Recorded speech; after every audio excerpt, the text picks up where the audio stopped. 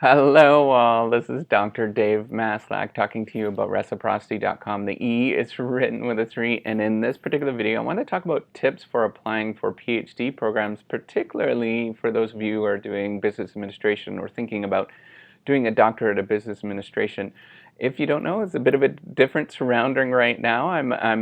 First of all, I'm a professor of innovation strategy and entrepreneurship, and I'm currently at an academic conference right now, the Academy of Management, believe it or not, in Chicago. It's 2018. So there's a couple of things that you should think about when applying for your PhD programs. And this is very, very relevant for those of you who are thinking about doing a PhD in business administration. And you should be thinking about this as you're crafting, or even farther before you're thinking about your PhD application. There's lots of different sort of steps along the way that's going to be very, very helpful.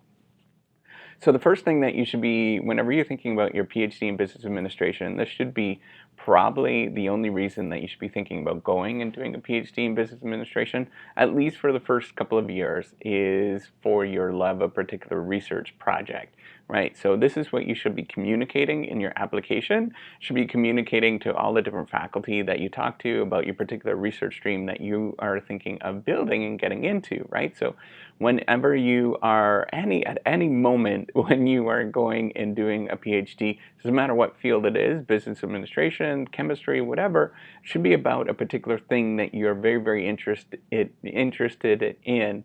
And it also sometimes helps when you are communicating to others that you have some sort of weird thing, some weird fact that relates to that particular research interest, right? So maybe you are an Olympian, for example, and you want to study competition. Well, then that kind of makes sense. And you can relate it within your application to why you want to study that particular thing. And the reason why you want to talk about these sort of weird things is because behaviorally, these weird facts kind of stick in our heads whenever you're reading an application, for example. So if you're looking at 100 different applications and somebody says that they're an Olympian, then now you are branded as the Olympian. So if you have this weird thing, maybe you are an Inuit, for example, and you live in, I don't know, someplace very in the far north, then you might want to talk about that, because then I'm going to say, oh, this is the Inuit person, right? So you just kind of have this frame in your mind, and it has, nothing about that particular thing, but it just makes it really easy for people to remember that kind of stuff, right? So it's the same thing if you're looking for houses. Sometimes we had a really good real estate agent that would sort of label each house as like, oh, that's the pink house. Well, that is the house with the teeter-totter, that kind of thing. So it allows you to remember it a little bit more, which is a really smart thing to do, and to have that sort of artifact carry through the particular application is really quite nice. The second thing that you should do is read at least a few of the faculty's papers that you're applying to.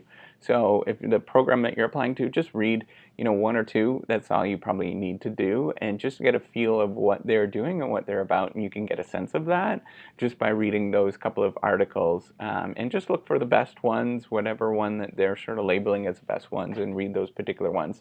Not only that's going to give you a little bit more to talk about with those people if you ever do meet with them, it also leaves you to craft your story, right, of why you want to go to that particular school, and B, it allows you to maybe vet that, is this the thing that I want to do for the rest of my life, is writing that one kind of particular paper, and it really is, right? You have to think about that.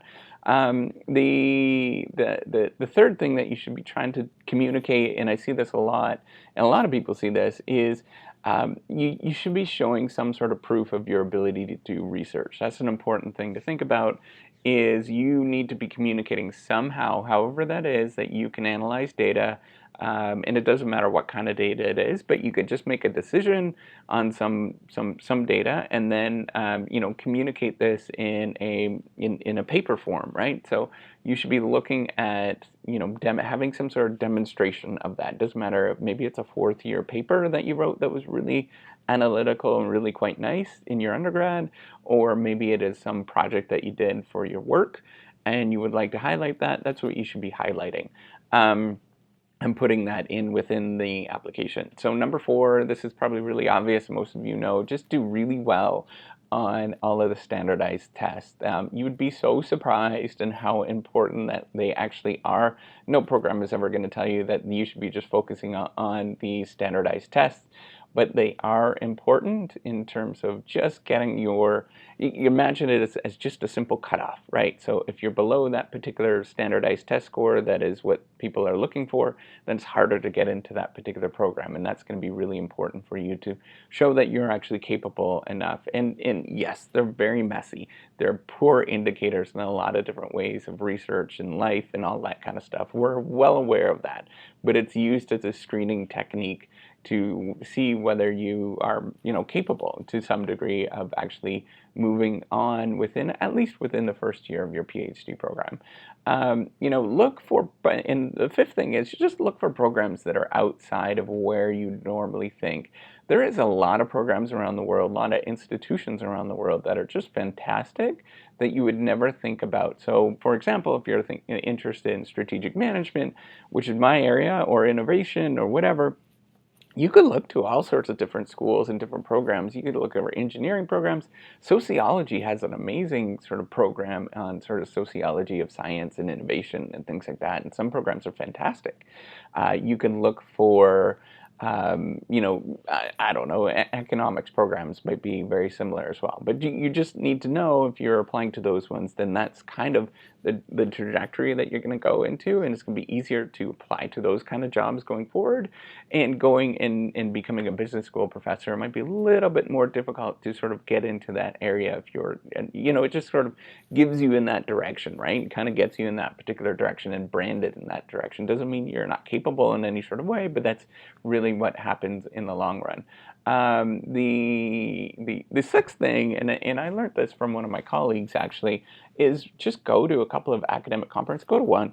The one for strategy and innovation and organizational behavior and all of that kind of stuff other than finance and even MIS and stuff like that, or whatever it is. In my field, it's Academy of Management. That's the big one. But if you're going into physics, you might want to look for the biggest one and go to that one. And you're just kind of really getting a sense of what it means to be an academic in that field.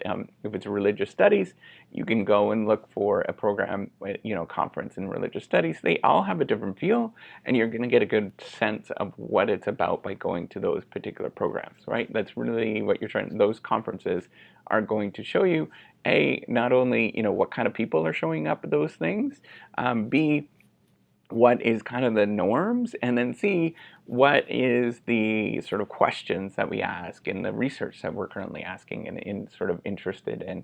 And then the seventh thing, and I think this is probably one of the most important ones that often very younger folks, and this is myself included when I started the program and started doing a PhD, is you overlook this, and it's just building a relationship with somebody, a faculty member that you think is really interesting and really cool.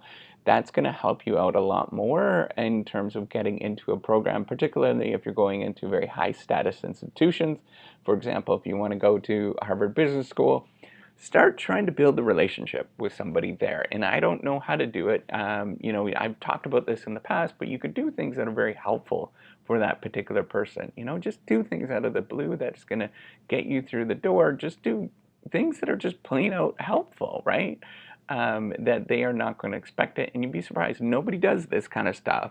And yet that's going to get you into the door quicker than anything, right? So look at one of their papers and try to analyze one of their papers and come up with a different perspective, or, just something like that, or analyze some data for them. Just do things that are very helpful and do it for free and do it for a somewhat extended period of time. Like I'm talking about, maybe it's 6 months you do that, or a year you do that, and you just kind of do it in your spare time and you try to be helpful.